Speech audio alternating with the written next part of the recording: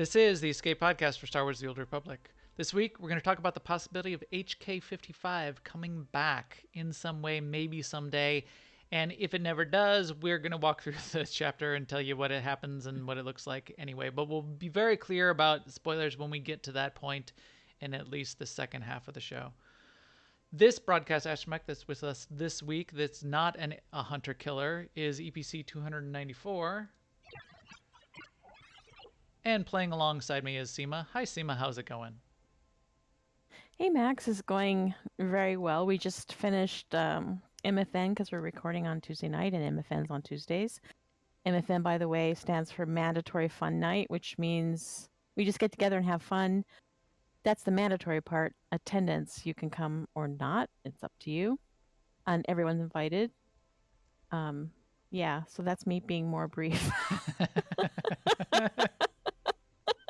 We did rampages on several places, and we killed some world bosses. And also on our ops team this week, we killed the queen on the pub side and the queen on the imp side, and then we went and tried her took a few pulls of her in veteran mode, which seemed doable. I think we'll get that. We just hadn't quite learned the dance yet. And we also, Marcus put together a group, and we went and had some FaceTime with veteran Brontes too, which was pretty fun. It's been a while since we've tried that. And yeah, that was my week. How about you, Max? My week was similar. I did a whole bunch of things, though, and it's going to take me like 10, 15 minutes to go through it all. So, inside joke, we talked about tightening up our intro a little bit. Seema disagrees vehemently, but that was quite, you quite tightened it up there. I guess maybe it didn't have to be that much, but yes, I did some things. I did I did some things, exactly. I did MFN with you, as you said. In addition to those things we were doing, going off and doing some rampage and killing a commander and killing the world bosses, we started talking about these places we've found in the game that are difficult to get to, and ways to use in-game mechanics to get yourself places that you're not actually supposed to be. And we managed it in two ways. In fact, I can probably show it here. I'll show it. Maybe I'll show it after the show, or I'll bring up some screenshots next time. But we got into this weird platform in one of the heroic areas on Nar Shaddaa, and we got up to one of my favorite places on Nar Shaddaa, which is in the Slippery Slopes Cantina, the balcony, the first balcony above the dance floor. You can get up there if you're tricky about it. And we got our whole group up there, and that's a place where we had a party one day. If you've got any of those, so then we started brainstorming of where those other kinds of places in the game, and I have more of them. If you out there that are listening to this have any really cool places that you have to really try hard to almost get outside the map to get to, send them to me. I love those kinds of places in the game. Send me, if you want to tell me how you got there, that's even better. But even if you don't and you just wanted to be sneaky about it, let me know. I'd love to get a list of those. And then yeah, hard mode queen. We only got a couple pulls in on it, but I think we're going to be doing that next week. I am out this week, unfortunately. But so you guys might be doing it this week, but I will not. So that's what we've been doing. Here's a little bit of the news. We promise not to do it without you, Max. No, you can go ahead and do it. It's fine. I will just cry myself to sleep on my huge pillow. Now, an Imperial News Network report. In the news this week, first up, the dev tracker told us a little bit more about the problem with GSF popping every time and how Eric knew that it wouldn't be popping the next week and when it pops and when it doesn't. There is a random rotation on normal weeks for what ends up being the timed weekly on OSIS. So it was GSF 3 weeks in a row, but it was GSF 3 weeks in a row specifically for a couple different reasons. It will always be a GSF when GSF is part of what's going on in Conquest that week, when it's a focus of Conquest. When flashpoints are a focus of Conquest, big fat streaker running by in the stream if you're watching. When flashpoints or operations are a focus, they might do that as the time weekly to tie into what's going on in Conquest. When it's not, then it'll be on random rotation. So it just happened to be random and then a focus, and that's how everything just sort of worked out, which made it happen that way. And that's how we knew it wouldn't be happening the next week, and that's how they were able to talk about what's going on. So look it up. It's Because the next week had a different mildly focus, you interesting. mean? Yes, because of what was coming up with Conquest, they knew it would not be GSF, which is fine. All right, so that's a little Yeah. more explanation, but that's that. Then we also had an update on scheduling, which is that game update 5.10.3 has been delayed 1 week. So we'll be seeing it Tuesday, June 4th. How that's going to affect things, they also posted about. So they were going to do the pirate incursion for 2 weeks. They're still going to do it for 2 weeks. It's just going to start now on the 4th of June. So it'll be from the week of June the 4th and also the week of June 11th. They also notes that the Nar Shaddaa nightlife will be returning from June 18th to July 30th. So, yes, I'm sure. Well, I mean, I'm reading it, so the words might be correct. So that's about 6 weeks. I remember that it's a long event, but I thought it would go longer than July 30th. But that's Would still a June long 13th to the time. July 30th? Yeah, June 18th to July 30th. I mean that's that's. I mean, I was going to say, I feel like it goes into August, but I mean, July 30th is pretty close to August. Yeah, I guess technically. One of those Dantooine weeks is also going to overlap with a week of double XP, so that'll be from June 11th to the 18th. And then lastly, they're still planning to do the live stream on Thursday this week, the 30th, so 2 days from today. So I'm going to try and catch it for sure, because they're going to be talking about some things that Max is going to mention. No, you will actually mention them, but yes. They're going to be talking about itemization. Well, you'll mention it after I mention the next thing. Oh, okay. I'm sorry, last minute change in the notes. This is our And yes, lineup. yeah, okay. No, I messed up. Go. Your turn. Quick. We'll edit it. We'll fix it in post. No, we won't. Yeah, right. Also,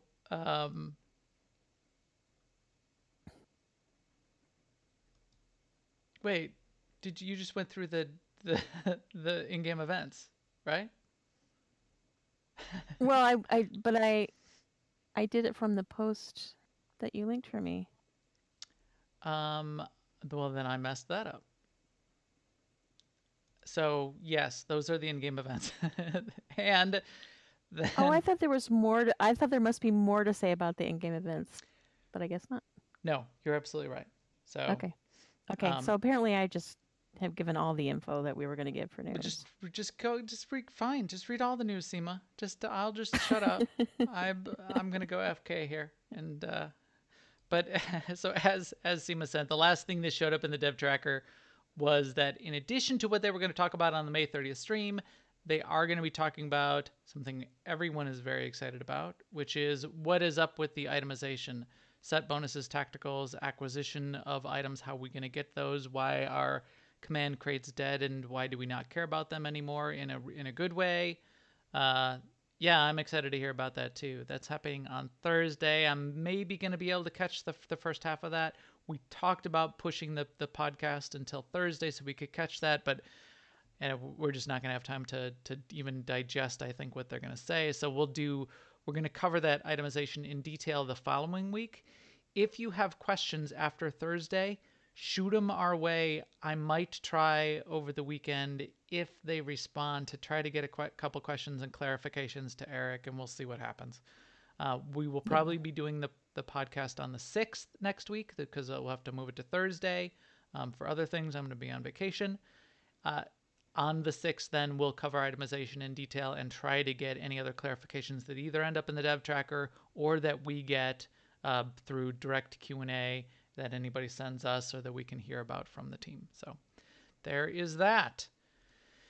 In guild news, we still are doing our mandatory fun nights on Tuesday nights. We had, as we mentioned, the group going through this week. Anyone can join those if you want to jump in, whether you're in AIE or not. Just check us out. Just jump in our guild Discord. You can get to it on our guild website on a Thursday night and say, hey, what are you guys doing? What are you guys running? Sometimes we run a 16-man operation.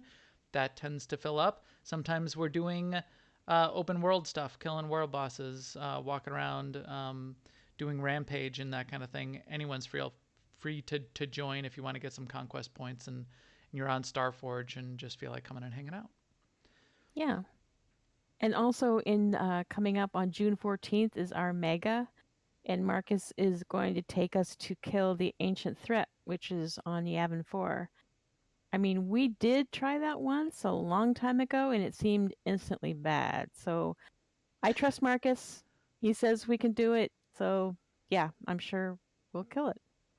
That's going to be the 14th. Yeah, he says in his research that it's easy now, or there's an easy way to do it. So we shall see. We will be the judge of that, apparently, on the 14th. So check out what that looks like.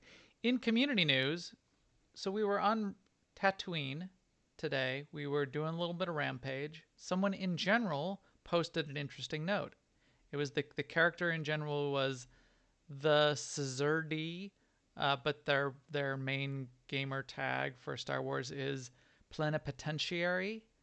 If you don't know what Plenipotentiary means, it's actually a really good name for a Jedi or a Sith. It means fully imbued with power, like diplomatic power, maximum diplomatic power, the ability to create treaties and that kind of thing. So I really like the name. That was cool. Anyway, this person in general said, hey, anyone want a key to my stronghold? I'm giving out tons and tons of keys. It's fully decorated. I'm trying to turn it into an RP hub. And I said, wow, that sounds really cool. And I said, hey, yeah, give me a key, number one. Two, what's the deal? Do you have any pointers or websites or what are you doing here? And they gave me a little bit more background. They said they've given out over 1,000 keys so far. And this is the website that they pointed me to, starforge-rp.com. There's a forum post from Plenipotentiary's Galactic Stronghold. And Thursday nights, I guess, is the big event night with a bunch of stuff going on every Thursday night in this stronghold, and then probably other times as well. Oops, ERP is discouraged. Gonna have to tell Thon that. But they're trying to make this an RP hub. That's not going to come across right. He trolls. He does not actually participate. He trolls it in general once in a while in a hilarious way. Anyway, this looks pretty cool. I would recommend checking it out because I am a fan of these kinds of community activities and community events. So Plenipotentiary's Galactic Party, Thursday nights, live DJ dancing prizes every Thursday. Do it. Yeah. Do it. What else, Seema? Who else do we like? That is a good... Where? Nobody. Oh, yeah. Oh, those guys. Sorry, it took me a while to get my notes back on screen because I was watching chat. And speaking of chat, shout out to the chat room, man. You guys are the best. We appreciate you coming and being interactive with us and doing what you do. So thank you. Excellent. Yeah, absolutely. Thank you, chat room. Helping us get, number one, helping us get everything straightened out, get the audio straight. Number two, pointing out how well Seema gets across her contempt when I force her to reply to my dumb jokes that I say over and over. And we described that voice acting capability of Seema as quite effective in the pre-show. If you were not here, you missed it.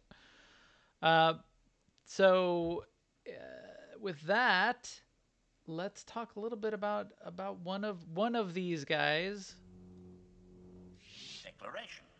I have completed a full analysis of my functions, Master. I'm ready to liquidate high-threat undesirables with a 100% efficiency, as the Maker intended. So technically, that's not HK-55, which is Seema's companion there. And I see that you're wearing HK-55's disembodied I head. am. Um, Yes, I am, I because like to wear the. Corley reminded me with his comment during MFN that the chapter came out during that summer of HK-55, where we got all this HK-55 related stuff. Yeah. And I remember this helmet, so I went and got it. So What? the joke about this helmet is that it looks weird because your chin, you can see your chin, and it does look kind of weird. Yeah, and I mean, and technically, it's the hollowed out skull of your former companion. Um, at the time, former. Yes. So yeah, a little disturbing as well. But but there we go. But the voice, that voice technically was HK-51. Um, but this is all about HK-55.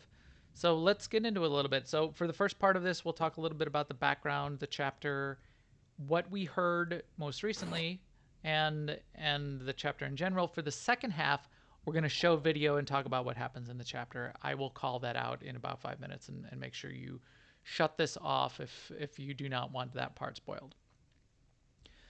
But all of this, the reason we're talking about it, the reason this sort of came up was there was a question posted a couple weeks back in the forums that said, hey, is it time, BioWare, for us to bring back the chapter that has HK-55 in it? Because it's its own content. It does two things. One, it's content, and two, it's two companions that you can get. Or one companion that you can only get in the chapter, and another companion that I guess technically you can get back maybe from the console in Odesson, but it's HK-55. But the Zeo Ohm companion and being able to play through that really cool content only happened during a specific period as a reward for subscribing to the game for an extended period of time. In that forum post, Eric replied and said, that is something we would consider. Now, he also stipulated that if they were going to consider it, they would ensure that the effort to get that content and unlock it again would be commensurate with the original effort and investment. But it started some discussion and debate about should they bring it back, and then it started speculation about will they actually bring it back, and now I'm leaning towards thinking that they potentially will. What do you think, Seema? Should they bring it back for one? What's your viewpoint on that? And do you think that they will as a result? I I I don't know if they will. I have I don't know. I don't have a clear, feeling about that, but I personally think it will be fine for a couple of reasons. One is that it was a reward for subscribing, whatever it was. It wasn't a reward for months of work that I wouldn't have done otherwise. So it's it I would not be been out of shape if they offered it again. Plus, I like people enjoying the game, and I think they would enjoy this chapter. And I don't feel like having played it myself. I don't think it would take anything away from me, and it would add to the general, enjoyment of people playing the game, which is a good thing to me. So I'm for it. I agree 100%. There's another reason, but that comes after we give the spoiler Okay. warning. I agree 100%. I think so the chat room is confirming you can only get HK-55 as the companion back. If you were subbed at a certain time, So okay. via this chapter and via the whole thing. I wasn't sure if you could go to the terminal in Odesson and get the companion back, just as how that terminal allows you to get lost companions back in the special way, but potentially not. So then it's two companions. So technically, the only visible aspect in the game is that there are those two companions that you could potentially be sporting and getting around, having around, and you could feel a little bit elite because you have those companions. There's no, so I'm comparing this to in my mind to the elite PvPers that have those very special mounts that they got for being one of the top PvPers in one of the PvP seasons. that I could see you wouldn't want that to be in Yeah. the game. You wouldn't want that to come back because that's something visible. You can show that off, and it's symbolic of you having achieved that and gotten that reward. So that's And great. you won something that was a lot of effort and talent and skill to get. So Yes. yeah, that seems like on a different scale to me. With this, you do have 2 companions. I never see anybody run around with one of these companions though, and if I did, I wouldn't go, "Oh, that person is special because they have that companion and they did that thing." Personally, that's my view. Second, I completely agree with all your points about it's interesting content, and the content especially. I think that should just be open to everyone. I'm I'm sad that people haven't been able to see that chapter and see that content, and especially sad after it was confirmed today that if you haven't if you did not get that, if you didn't happen to be subbed at that time or hadn't even joined or started playing Star Wars until after that time, Star Wars: The Old Republic, that chapter shows up in your chapter list and you can't ever get it. You can't ever check it off. You can't ever play it. That's a little cruel. Yes, that would drive me insane. So So that's enough reason all by itself for me to wish that they would so make it available. there are a bunch of things that you got along the way if you were subbed during that period. So as you mentioned, Seema, the helmet that you're wearing, the HK-55 weapons, the HK-55 jetpack. There were a bunch of things that you got in that summer of HK-55 along the way. So maybe they could just reserve those extra things, like the skull that you're wearing right now, Seema, and keep those out, but let people that but add the chapter in so that there's a little bit of a balance. You can still feel elite if you've got the HK-55 skull head that you can wear, but that content could then be released to everyone and everyone could play through it. I think that would be fair. I think it would be fair if they gave out all the HK-55 stuff too, because it isn't particularly prized. No, no, but then maybe they would have to have you be subscribed for a long period of time rather than just like the chapter. I feel like they could just, as a reward to everyone, give it to everybody for free. Now Yeah, with that, I I could would be happy see. with that. Yeah. I mean, I personally would be fine with it. I've had it all this time. I got to play it when it first originally came out. Now I could still see some people saying, "Well, I had to pay," so if they wanted to make the chapter free, they could still say, well, the people who paid still got some of this special stuff, even if they're giving the chapter out free, this stuff was not free, and that's what you get because you paid, maybe as a concession. So Chicken Islands in the chat room just said he has all the HK freebies, but not the chapter. So I wonder how many other people are in that boat Did too. you just So miss out at one point in time? I think in order to get the chapter, you needed to be continuously subscribed throughout the whole period. I think you could have subscribed in the interim yeah, and yeah, so and gotten missed 1 month. and gotten the gotten most of the rewards along the way. I do value the HK-55 jetpack, or any jetpack really, because it's a really nice compact way to travel. And if you're datacron jumping or whatever in a big vehicle isn't serving you well, then it's nice to have a jetpack. It is not. I think it has a flourish, so if you do Control Z, I think it will fire off jets out of those side jets, won't it, Seema? I'm sorry, what? If you do Control Z on that jetpack, I think it will. I think it even animates and does. Yeah, look at that. Oh yeah, it does. It is not my favorite jetpack because it's sort of big and bulky. Yes. I like the Yeah. MSM JT-2 for my bounty hunters because it fits the color scheme better and it I don't know. I guess I'm picky. I have a bunch of the jetpacks because I agree with you there though. The jetpacks are a great mount. In fact, I would love this kind of mount in every MMO that I ever play. World of Warcraft, that reminds me, during the Halloween event, there's a couple mounts that get close right now, but during the Halloween event, you could have the Witch's Broom, and it was a flying mount, and it's like tiny, it's small, and it doesn't take up a lot of space. And when you go to a quest giver, or you go to a mailbox, like here, when I've got my jetpack on, I can fly around the fleet, and I can stand in front of the GTN, and I don't block the whole thing with, like, when I'm riding the mammoth mount, like people do, and stand in front of the stupid GTN or stand on top of the mailbox with the mammoth. So yes, everyone should be forced to wear only jetpacks if they want to use a mount in crowded spaces. Yes, right. You come on the fleet, only jetpacks work. Yeah, yeah, exactly. Some other MMOs, when you get close to a quest giver, or when you get close to a location like that, it automatically dismounts you and you can't mount. That might also solve the problem. Yes, it's called a bantha. It's not a mammoth. Sorry, Galahad.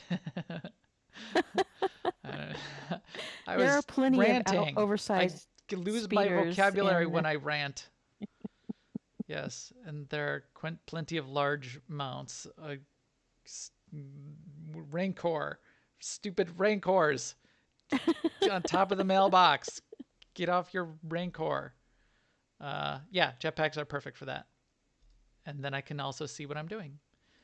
Okay, so that was the basics. That was around it. That's why it's interesting right now. I hope it comes back. My feedback to BioWare would be bring it back. Bring it back.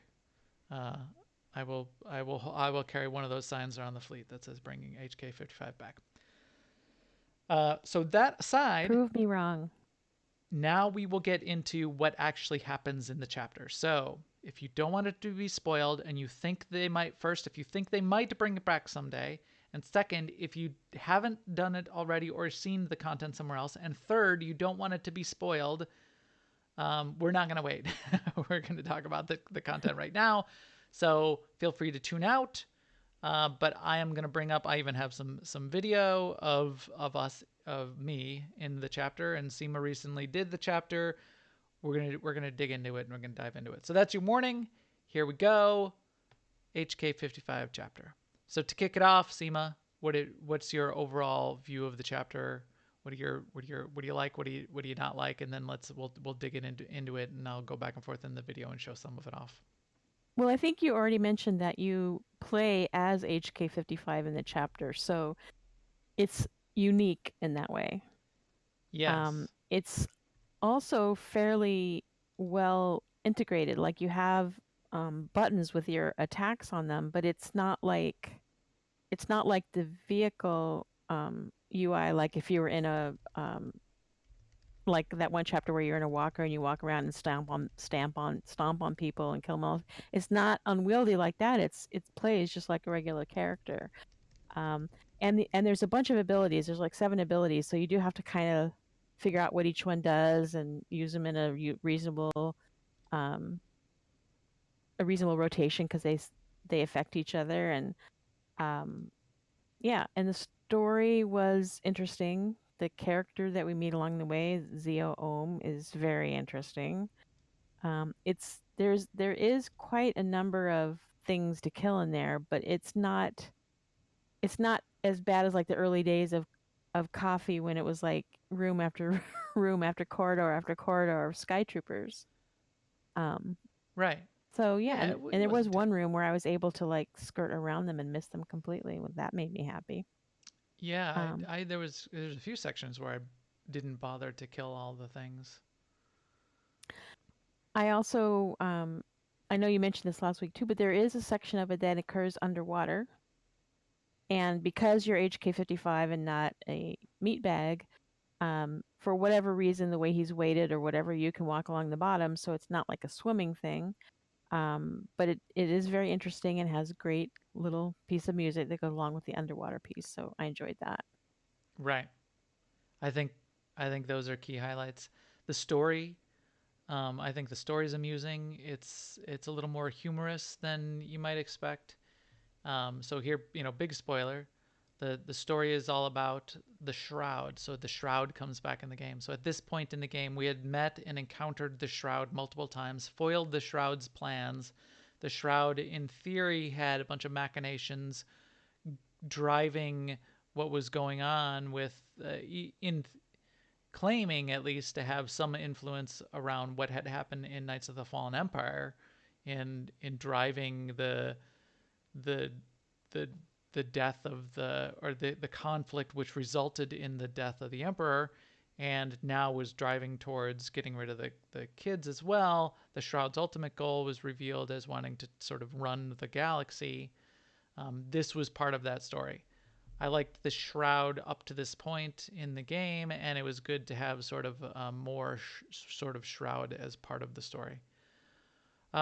One thing I noticed, that I just sat through and watched the whole video of, was when I started the chapter and you hit play on the chapter, it played the sacrifice blur trailer for Knights of the Fallen Empire, the two Oh, did brothers. it? It did not do that for It me. did not do that for you? For me, yeah, for me, Mm-mm. it just went into it and played it, and maybe, I don't know, maybe you spacebarred or something, but it did the whole.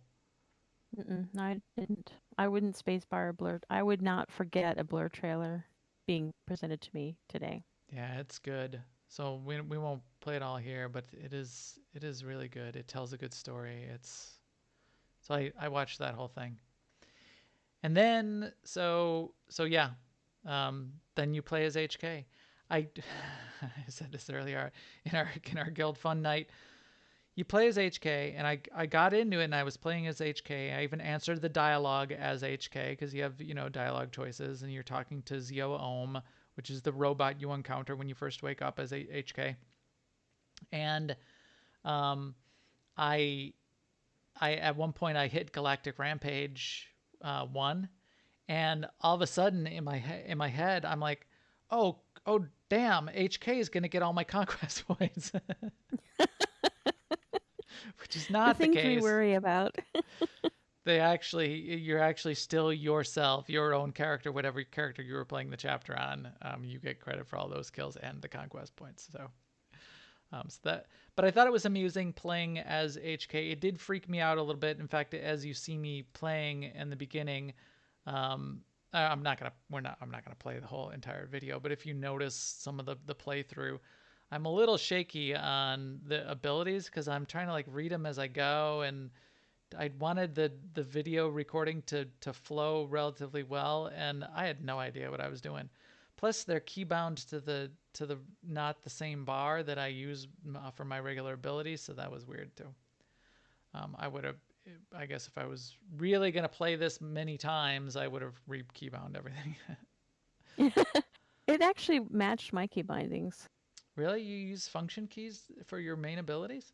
I mean, I use function keys for some of my abilities, but my home position is No, I one, two. use 1, 2, 3, 4, 5, 6, 7, 8, 9, 0 dash It was all bound to my function equal. keys for mine.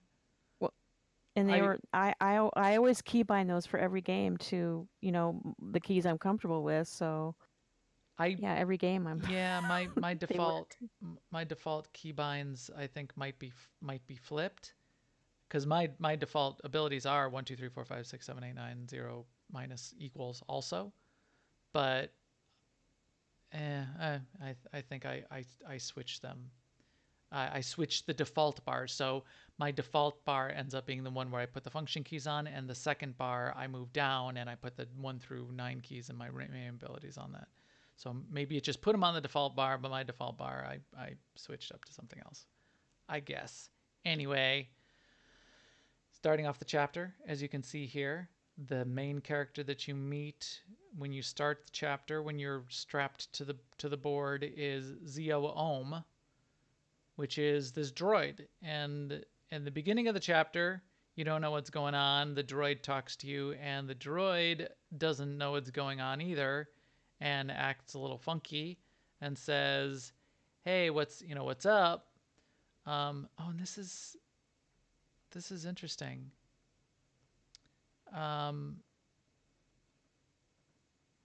Is this a recording?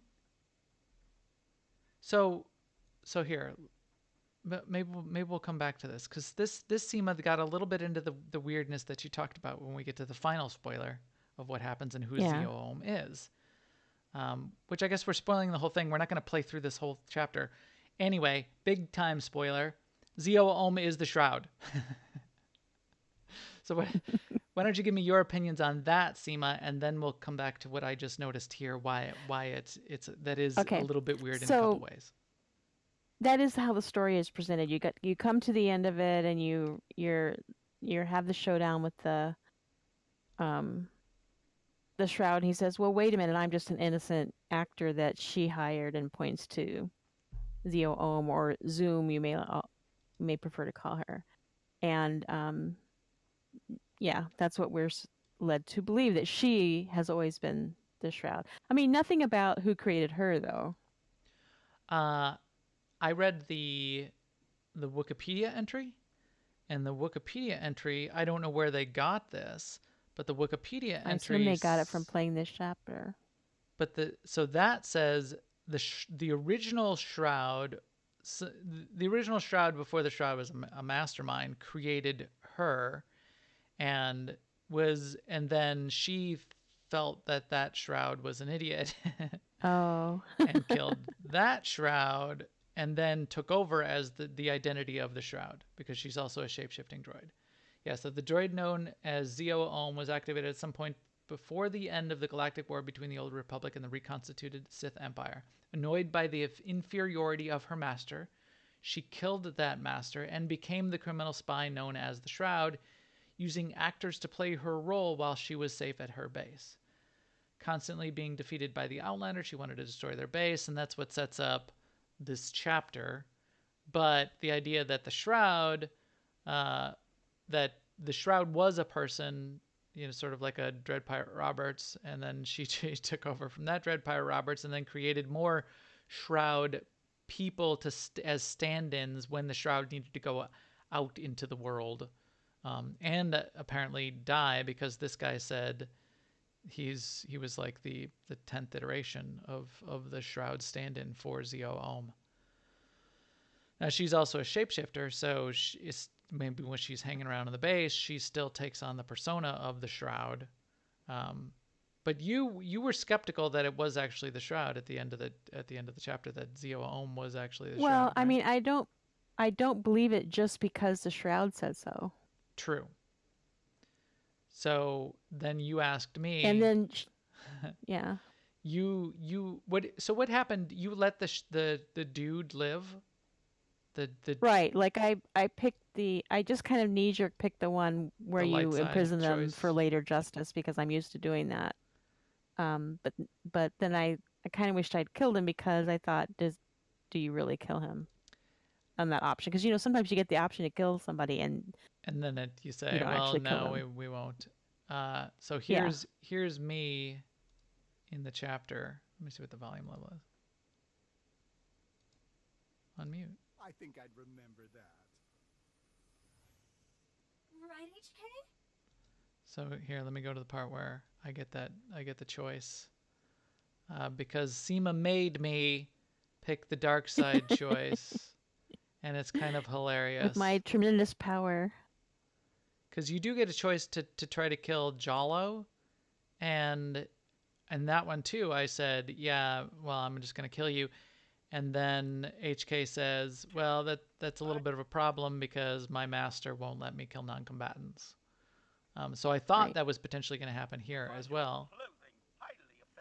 Oh, there's the spoiler. Let me back it up just a sec. So I picked the choice to kill the imposter, and HK finds a way around the issue. You planted bombs to kill people here. For that, you deserve to die. Complication. Master forbid me to target a surrendered enemy. Solution. It does not violate protocol to target offensive material. I find your clothing highly offensive. So there, you kill the guy. That felt wonderful. So if you pick the choice to kill the stand-in, in theory the stand-in, you do. So I think it's supposed to be apparent that Zeo-Ohm was actually the Shroud. I don't think there's any question. And if you want to kill the stand-in, you can kill the stand-in, which I did. And then the Right, workaround, the HK's and Zio workaround. Ohm's memory has been completely wiped. So at this point, basically what the story is saying is the Shroud He's gone. the Shroud story is over now, Yes.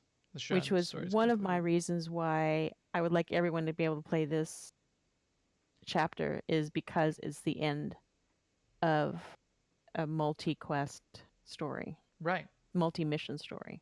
Right. Which, yeah, I agree with that. Yeah, you're right.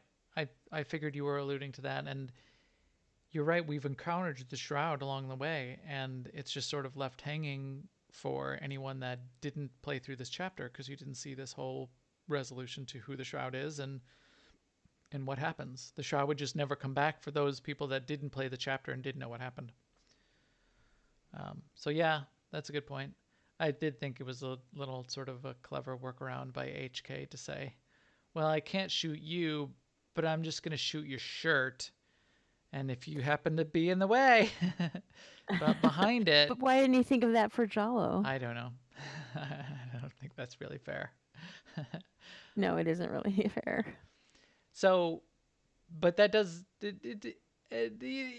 I still loved it. I liked the story. I liked the playthrough. I little bit of suspension of disbelief that Zeo-Ohm is the Shroud all along, and Zeo-Ohm is now completely wiped, and Zeo-Ohm there's this good resolution, and we play along the way, and I was fine with it. If you pick it apart a little bit, I do see a couple flaws in sort of the idea of the story, and I think you might too, Seema. So, uh, I think it's a little weak of an ending for the Shroud, that the Shroud was this criminal mastermind. And even if the droid was the Shroud, I'm fine with that, just as I'm fine with like Scorpio as this droid mastermind that nearly took over parts of the galaxy. But the fact that the end of the Shroud was the Shroud droid accidentally wiped its own memory. Uh, uh, okay, not all that much of a mastermind then, I guess.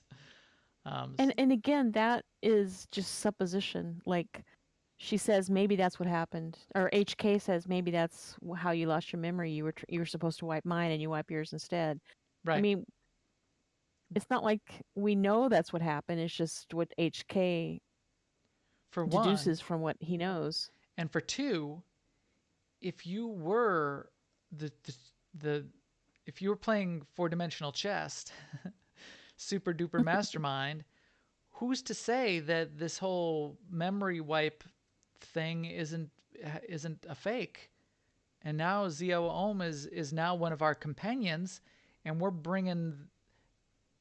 What if it's actually the Shroud still? And now we're bringing this thing around and made it part of our day-to-day operation. I just thought of this. This is now my new theory. The Shroud is not gone. Zeo-Ohm and is still the Shroud, and now the Shroud and has she's going full to access to everything. and she's just lying low until she can kill the Outlander.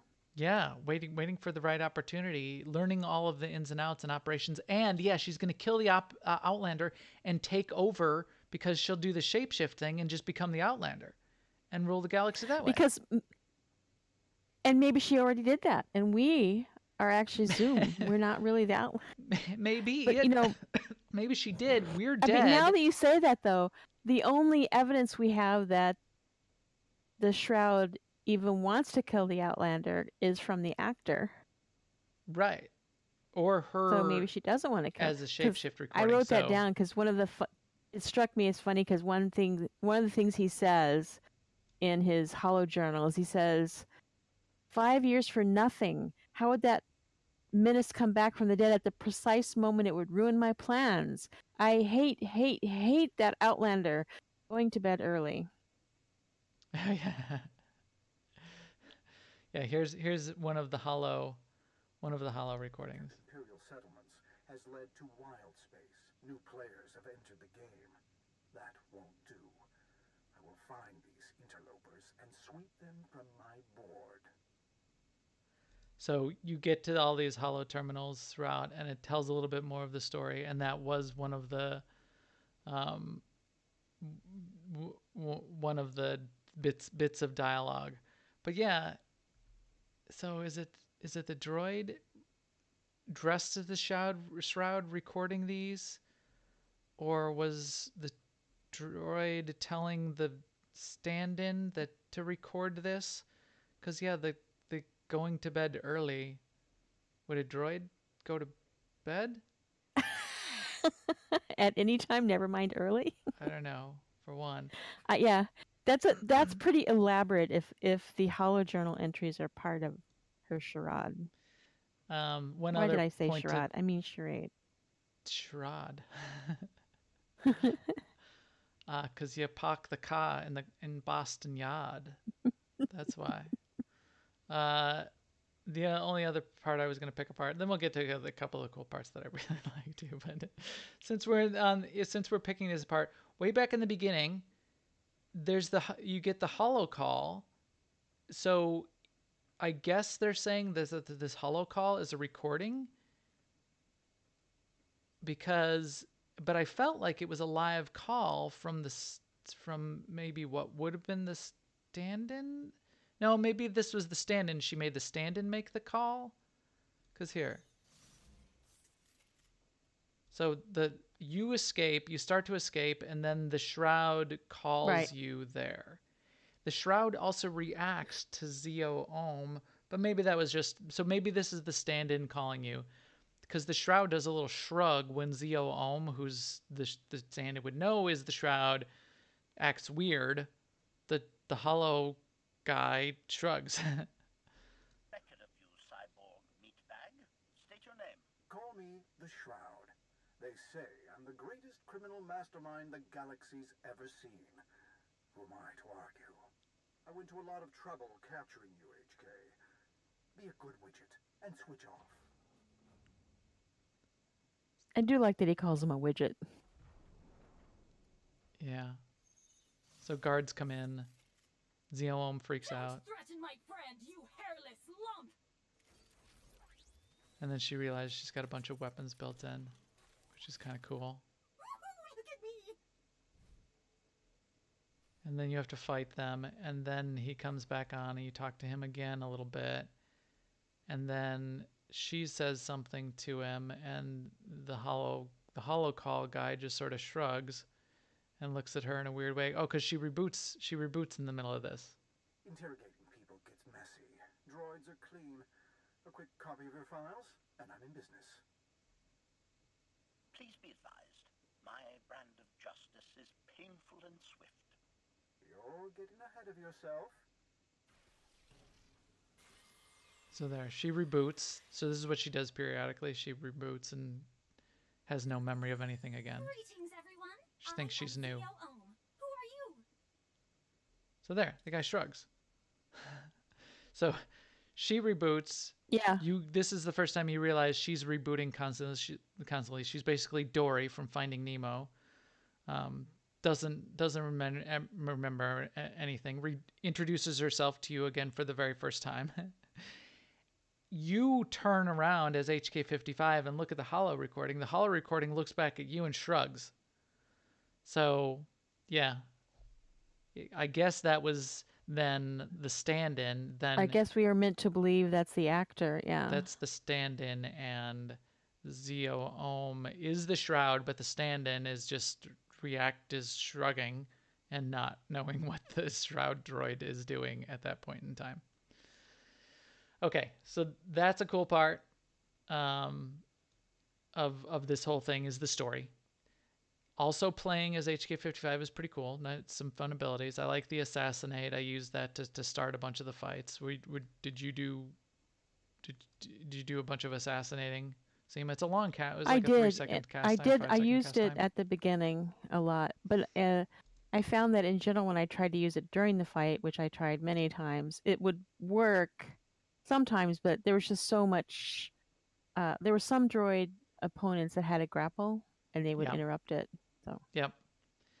Then there was a little bit of an execute. If they were below 50%, you could use this ability. There's this big rail shot with a big knockback, and then there was a little bit of this AoE blast. There was the ability to leap in and rocket out also, which I barely used because you're ranged. And then there was ability to repair yourself, but then I took SWTOR, which is your companion throughout the whole chapter, and I set her to healing. The one problem I had was the rail shot with the knockback. If you're not careful, where was it in this chapter? I was going after all of the holo terminals. So I get into one of the rooms for the holo terminals. I open the door and there's a bunch of guys and like a little bit of a mini boss. And I wanted to, there was some trash in front of the mini boss you need to clear. It's just a champion, not even or not just an elite, not even a champion. Yeah. And I accidentally rail shot one of the droids across the room into the other room and aggroed like 3 packs of everything, which was way too much for me to handle, and it killed me. So I ran into issues almost in that same area. The room right before that elite, that was where I had one mob that was like under the floor.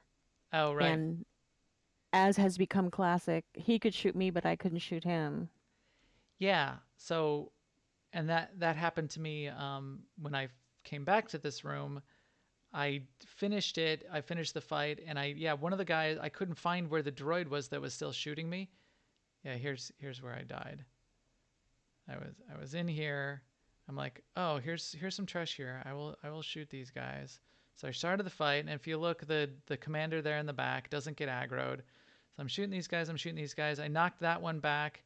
I knocked this other one back, and the door opens, and I get all those guys that are outside that room come in also, and then the boss got aggroed too, and SWTOR got killed by the rest of these guys that came in from the left because I started them off too early, and then they all come and kill me. Because you can kill all this trash out the front without aggroing the commander.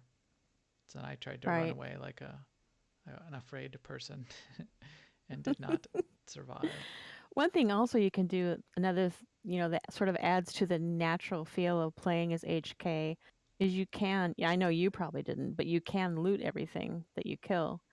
So if you want to do that, make sure you have room in your bags, because while you can loot things, you can't, if you have a Revan statue or something like that for selling, you can't click on that in your bags and bring it up. Interesting. Good point. This also happened. So a couple other characters show up.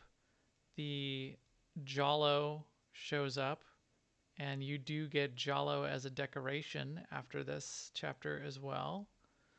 Jalo is just a guy who sweeps, and he's blind, purposefully blinded by the shroud as a security precaution. And then you confront him and you say, "Oh, that's terrible, blind slaves." And Jalo goes, "Slaves? I had to go through 10 interviews to get this. The benefits of this job are spectacular." So he submitted to voluntary blinding to to get this job, which I thought was a little bit hilarious. But yeah, so I have the Jalo deco in my Yavin stronghold, and it just sweeps. It's got an electro sweeper and sweeps and just stands there and sweeps the whole time, which is hilarious. I mean, it's worth it just for that. It's worth it for so many reasons, but yeah, that's a cool deco to have a blind sweeping guy that hangs out in your stronghold. And then, as you said, another amazing part of the chapter, which is unique to the whole game. The main part of this base, if you look around the outside as you're going through, is underwater. And in fact, if you stand by the window, which I did a couple times in this video, I don't know if I can find a spot where it happens, but there's some pretty cool fish swimming by that I don't see anywhere else. I didn't see them on Manon. They don't swim around there. So they were crafted uniquely to this area. Some cool alien fish. And then you end up going into an area and there's a a submarine hanging from the ceiling. You clear these droids out, and I couldn't figure out what to. I forgot everything when I went through this. It was like playing it for the first time again. Yeah. I forgot where to go. I Same forgot here. what to do. And I walked over. I'm like, oh, do I have to try to get into the sub? Because you look at the map, and the map says go this way. So I'm like, oh, do I need to like walk up there and try to get into this sub? And you take a step, and you drop down into the pool. And now It you're only takes a step. jumped, and you're underwater.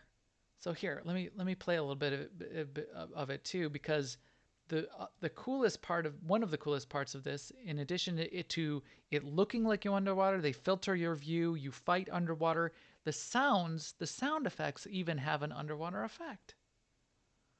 So play.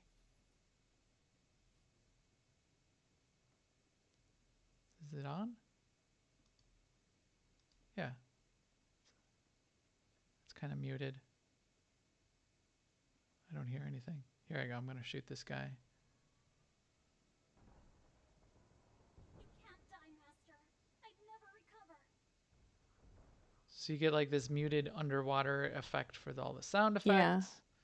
You get to fight through a bunch of the mercenaries wearing underwater equipment. Zoom has a whole bunch of funny things she says. Did we mention who the voice actress is for Zoom while this is playing? Her name's Cristina Valenzuela, and she's done a ton of voice acting for video games, also for a bunch of animated series. I do enjoy the life. She did work in The Mummy, the 2017 version of The Mummy. But this is the only thing she did for Star Wars, and Pew, pew, pew. it's pretty hilarious. To me, she's completely convincing. I think she's Zoom. I never I thought like this once. place. It's peaceful. Wait. Thought I detected a giant Faraxton shark. Never mind. Are you playing? Maybe a little. Yeah, she's pretty hilarious. And yeah, really well done. So yeah, the underwater part is great. And then the last thing to certainly do a shout out on and call out is then when you get up to the, I got into this room. There's a big red light on the ceiling. When you walk in here, the red light turns on, and I thought the whole floor lit up red, and I ran to the side really quick because I don't stand in the red. Compromised. Eliminate intruder. So that freaked me out. But then you get to the sky lift, and right before you get to the sky lift, in the entrance to the sky lift, there's a Zakul commander. What's her name? Judging by Exarch her Maloria, expression, Minoria, something like that. An attitude adjustment. You speak to an Yeah, exarch of Zakul. Malforia. Know your place. No, Maloria. Malor. Exarch Maloria. I know who you serve, droid. You came It's to take really my small head. here. Don't lie So to yourself. Your head isn't that she's size. angry. She's an angry girl. What are you? They build her up a little bit. She's wearing pretty cool armor. In fact, I examined her armor a little more closely in a couple spots. And I haven't will seen fight this by your her side. armor in game. It's pretty cool. You get to pick. In theory, you get to pick whether you kill her or you use her. To use yourselves, disintegrate her. Oh, apparently she is from the Sanctuary chapter. Yeah. So she Right. was in before. But yeah, look at her. She's got this cool armor. I don't know what happens if you decide that you're going to execute her. If you actually do or don't. I just happened to read in Dolphy that you can kill her. Oh, well, that's interesting. Because if you kill her, you wouldn't get the little vignette that happens when she rides the elevator Right. with you. So she will help So you. basically, the way Dolphy puts it is, you basically have two ways of killing her. Yeah. Because One spoiler. is to kill her, and one is to not kill Oh, her. there's one of the fish. After all, See, I was looking for the fish. I recorded the I'll fish. soon fix that. Hey, look at that. There Look at this are fish. plenty of Alliance droids wandering about, after all.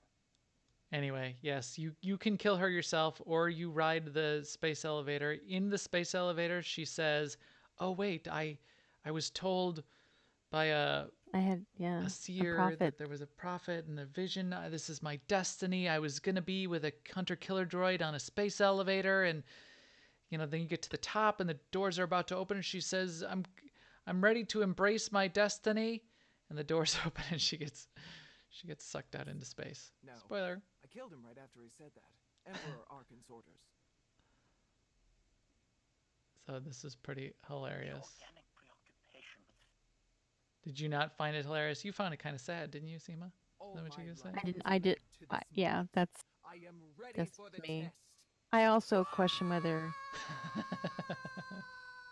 is she just that much lighter than the two droids, because they were not affected at all by the vacuum. Maybe they engaged magnetic grapple to the deck. But yeah, that was a little weird that Yeah. she flew out and they barely Well, moved. I guess it's not true that they weren't affected at all. They did have to. They were kind of hunkering down They there. flinched a little bit. So there was Yeah. that.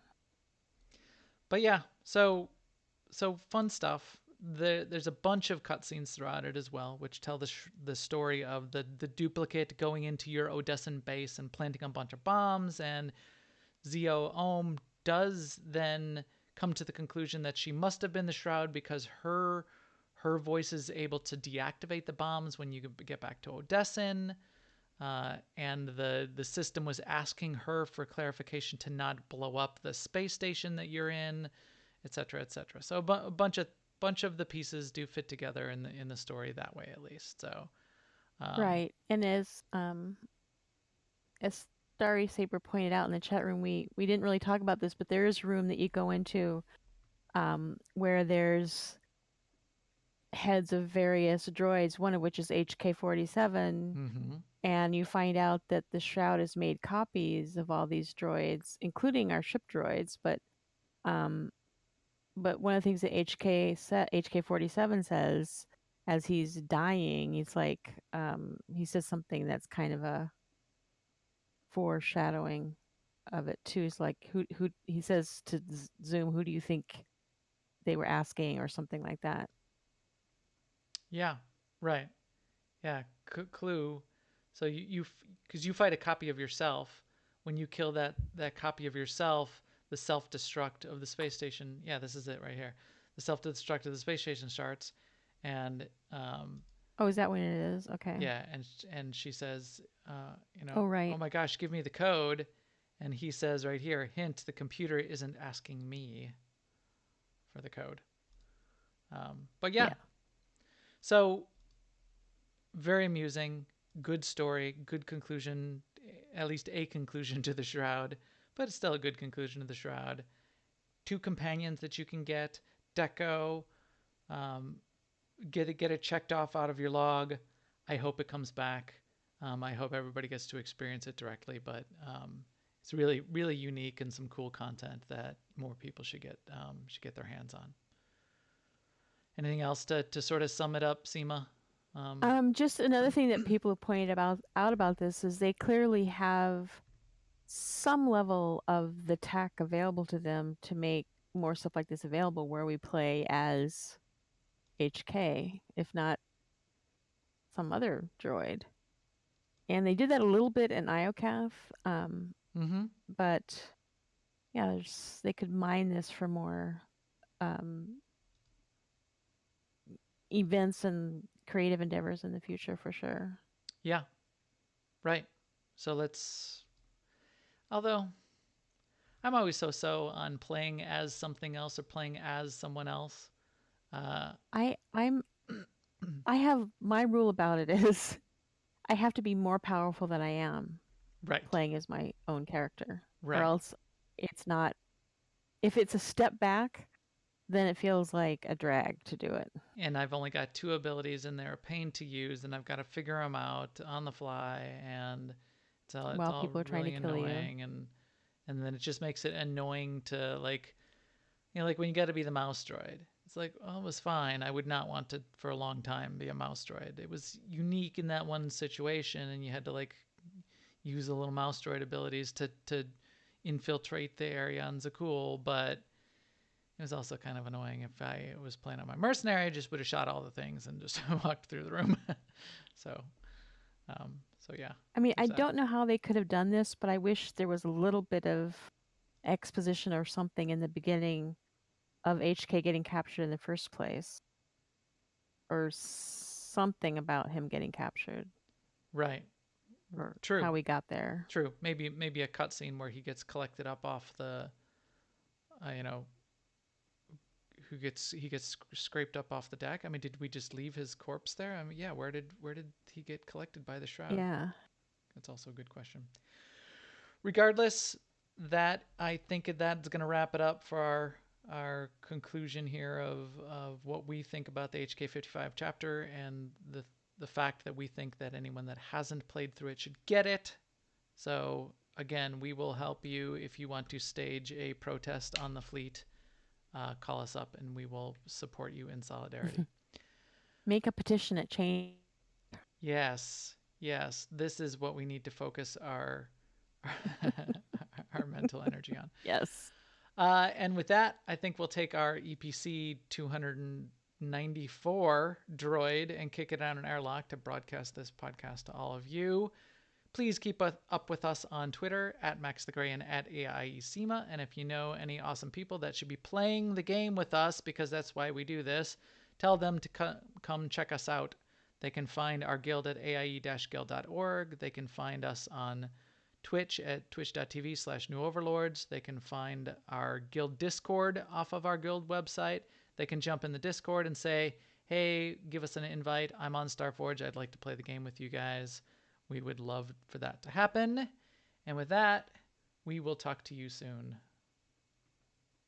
Later, everyone.